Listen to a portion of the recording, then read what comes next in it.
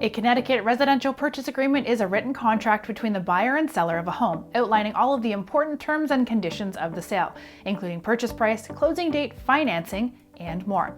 In this video, we'll cover how a residential purchase agreement works, legal requirements in Connecticut, and what you need to create one.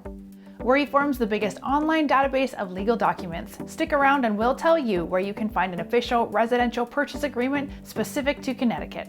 First, let's review how does a residential purchase agreement exactly work. A residential purchase agreement allows both the buyer and the seller to be on the same page regarding all of the terms and conditions of the transaction. Because it's legally binding once signed, both parties must make sure to read the agreement in detail and negotiate any terms prior to signing. Speaking of what you should do prior to signing, now let's take a look at the legal requirements in Connecticut.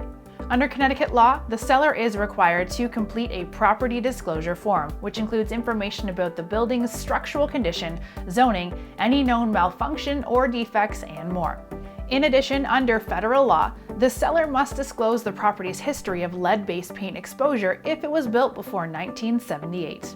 So what should you include in your residential purchase agreement to better your chances of getting accepted by the seller? Include a mortgage pre-approval letter. A mortgage pre-approval letter is a document from the bank estimating how much it is willing to lend to the buyer based on their credit history, income, debts, and assets. This helps the seller determine whether the buyer is financially credible. Offer an earnest money deposit. An earnest money deposit is a percentage of the offer and provided to the seller as a show of good faith. It is written into the residential purchase agreement and typically delivered when the agreement is signed. Use an addendum to modify or add to the agreement. An addendum is often included with a residential purchase agreement to add to or amend any terms and conditions. It can also detail a contingency which allows either party to opt out of the contract if certain terms are not met. If you are in need of an official Connecticut residential purchase agreement, you can get started by clicking the link right here.